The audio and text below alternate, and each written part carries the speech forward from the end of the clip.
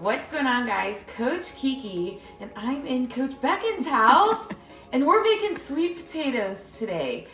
So one thing that I educate my clients on is the accuracy of tracking and logging your foods, whether that you're tracking your macros, following a meal plan, or just being aware day to day of how much you may be consuming calorie wise. So with all types of food, the raw versus cooked is going to be something you want to look at. At the end of the day, as long as you're tracking and logging things consistently in the same way, whether you weigh things cooked versus raw and how you track that, as long as you're consistent day to day, that's fine. However, if you want to be the most accurate in terms of the calories that you're taking in, I always suggest weighing prior to cooking and then weighing after cooking, and then finding that how much water was lost, because depending on how you cook a sweet potato or how you cook chicken breast, there is going to be water that is lost in varying amounts depending on if you're baking it, broiling it, putting it in the air fryer. So we are going to use the example of a sweet potato. So what I'm going to do is we are going to weigh this sweet potato before we put it in the oven. All right, so we obviously are zeroing out the scale, weighing the sweet potato. That is 8.5 ounces. So what I'll do when I'm at my house, I have like a sticky note and I'll put sweet potato 8.5, so I remember. And then we're gonna put it on this tray. We're gonna put it in the oven and bake it.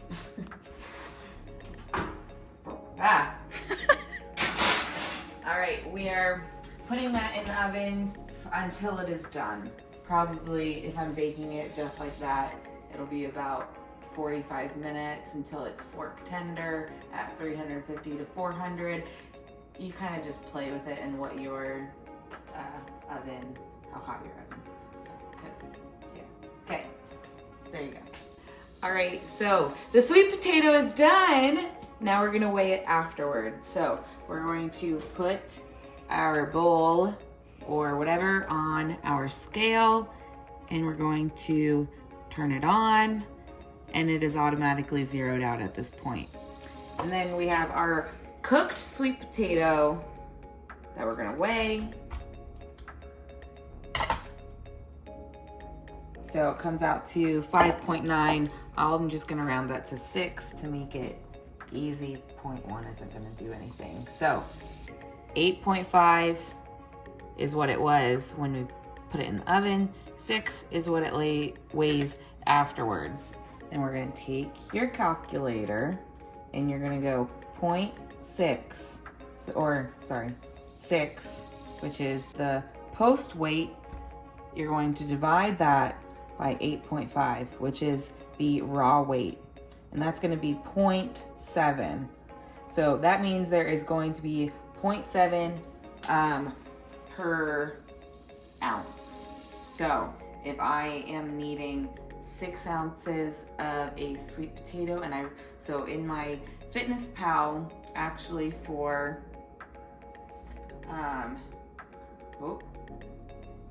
tomorrow, I'm having sweet potato. I have 4 ounces of sweet potato, raw, unprepared. So I have 4 ounces. That's what I'm trying to get. So since that is raw, I'm gonna go 4 ounces multiply by 0.7 because it shrunk, or there was that much water that was like 0.3 water was lost when it was cooked. And so I'm going to weigh out 2.8 ounces. That's not utensil. So then, tomorrow, I'm gonna take my cooked sweet potato. We're gonna zero that out again. So now that is 0. We're going to get out 2.8 ounces. Hey. So that is 4 ounces of raw sweet potato cooked. It is actually 2.8 cooked sweet potato. I hope that makes sense. So you don't have to necessarily, if you're like consistently baking it the same way every single time, this would probably be a general guide for what that decimal point would be every single time. So you can keep it on a little sticky note. For me, I have a note in my phone that says baked sweet potato with the decimal point of like the 0.7. So normally you'll lose about 20, I would say 25 to 30% water when you're cooking. If you're cooking chicken, it's gonna lose 25% of water. So a 4-ounce chicken breast raw is probably going to weigh out 3 ounces cooked. So that's how I do this. If you have any questions, please let me know and I can walk you through it. Okay.